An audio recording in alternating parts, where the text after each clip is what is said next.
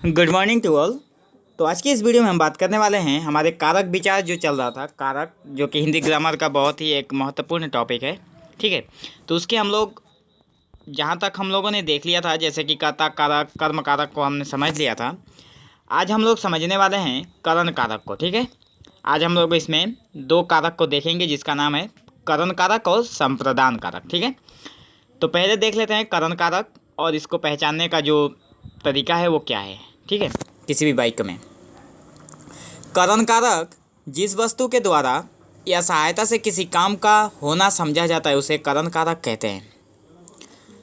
मान लो कोई काम हो रहा है, ठीक है, लेकिन जिसके जरिए हो रहा है, वो जो माध्यम है जिसके जरिए वो काम हो रहा है वही है करण कारक।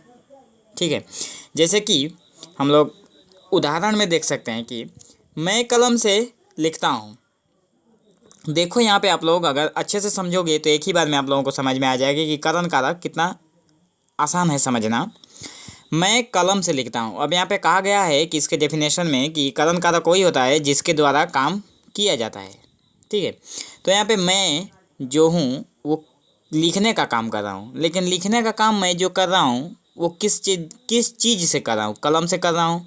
ठीक है, तो मैं कलम से लिखता हूँ, तो यहाँ पे लिखने का काम तो मैं कर रहा हूँ, लेकिन किस माध्यम से कर रहा हूँ? तो कलम से लिख रहा हूँ। ठीक है ना, हाथ से तो नहीं लिख रहा हूँ। ठीक है, क्योंकि हाथ में कलम है। ठीक है ना, तो सिर्फ हाथ से तो नहीं लिख सकते, इसलिए हाथ में कलम है और लिखने का माध्यम जो है वो कलम है। तो यहाँ पे करण कारक जो हो गया वो हो गया कलम से। ठीक है, वह चाकू से काटता है। अब यहाँ पे देखो काटने का काम किस चीज़ से हो रहा है? काटने का काम चाकू से हो रहा है।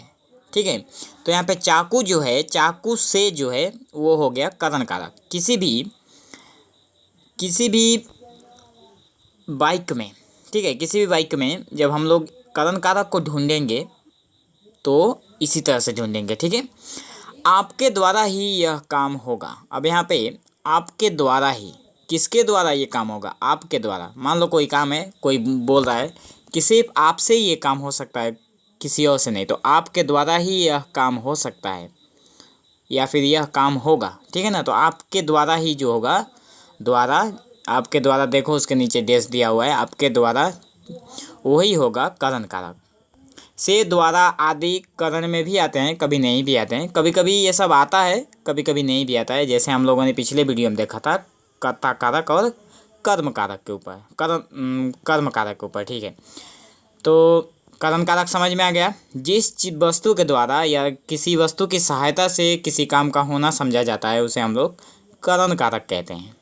ठीक है, अब देख लेते हैं संप्रदान कारक किसे कहते हैं। ठीक है, जिसके लिए काम होना समझा जाए या जिसको कुछ दिया जाना सूचित हो उसे संप्रदान कारक कहते हैं। जिसके लिए काम होना, मान लो कोई काम हो रहा है लेकिन किसी के लिए हो रहा है, या फिर किसी को कुछ देना।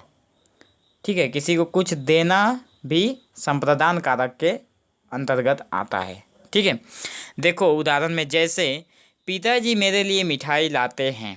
अब यहाँ पे पिताजी जो हैं वो किसके लिए मिठाई लाते हैं? मेरे लिए। अब यहाँ पे दिया हुआ है कि पिताजी मेरे लिए मिठाई लाते हैं, यहाँ पे डैश है मेरे और लिए, मेरे लिए के नीचे यहाँ पे काम किसके लिए हो रहा है? उसके पिताजी का जो लड़का है उसके लिए। ठीक है ना, तो पिताजी मेरे लिए मिठाई लाते हैं, यहाँ पे पिताजी के छोड़कर मेरे लिए जो है वही है संप्रदान कारक। मैं नौकरी के लिए यहाँ आया। अब यहाँ पे एक सेंटेंस है कि मैं नौकरी के लिए यहाँ आया। देखो नौकरी के लिए संप्रदान जब आप लोग पढ़ोगे तो यहाँ पे इसके जो मैंने पहले वीडियो में समझाया था उसमें देखो संप्रदान, यहाँ पे संप्रदान जो कि चतुर्थी विभक्ति का नाम है, उसके साथ को, के लिए, के वास्ते, ये सब आया है।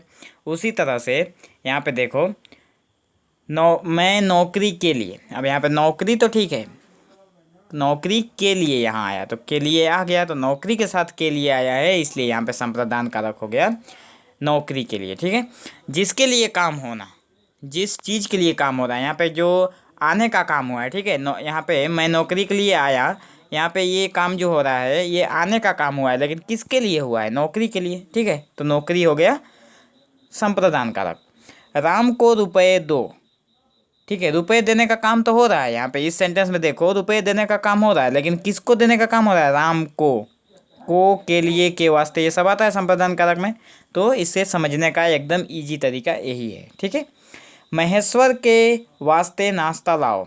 अब यहाँ पे महेश्वर कोई लड़का है, उसके वास्ते नाश्ता लाओ, तो यहाँ पे नाश्ता लाने का काम तो हो रहा है, लेकिन किसके लिए हो रहा है? महेश्वर के लिए, के वास्ते, क्योंकि महेश्वर के लिए या फिर के वास्ते एक ही बात है। ठीक है, भूखों को खाना दो, किसी को कुछ देना, इसमें लिखा हुआ है देखो पहले इसके डेफिनेशन में, कि जिसके लिए काम होना समझा जाए या जिसको कुछ दिया जाना सूचित हो। सूचित होने का मतलब है समझा जाए, किसी को कुछ दिया जा रहा है, जैसे कि भूखे को खाना दो, कोई भूखा आदमी है जिसको खाना देना है, तो खाना देने का काम क्या हो रहा है? यहाँ पे काम हो रहा है खाना देना।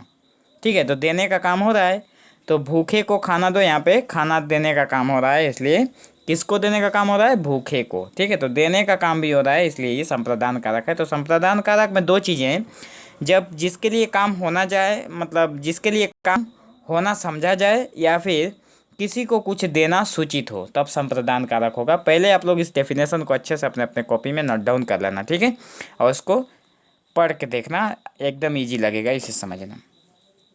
अब संप्रदान कारक में को, के लिए, के वास्ते विभक्ति चिन्हों का प्रयोग किया जाता है। पहले ही मैंने बोल दिया था, जैसे कि पढ़ने को, ठीक है ना, उसी में से ये सब है। ठीक है, तो आज की वीडियो में बस इतना ही। ठीक है, और इसका जो भी नेक्स्ट पार्ट होगा, जैसे अपादान कारक और भी जो भी नीचे होगा, ठीक है, 8 पॉइंट में से हम लोगों ने, इसके 8 भाग हैं, जिसमें से हम लोगों ने 4 भाग को देख लिया है। ठीक है, अब नीचे इसका जो भी बाकी है 4 भाग, उसका हम लोग नेक्स्ट वीडियो में देखेंगे इसके। ठीक है, तो thank you for watching this video, have an awesome day.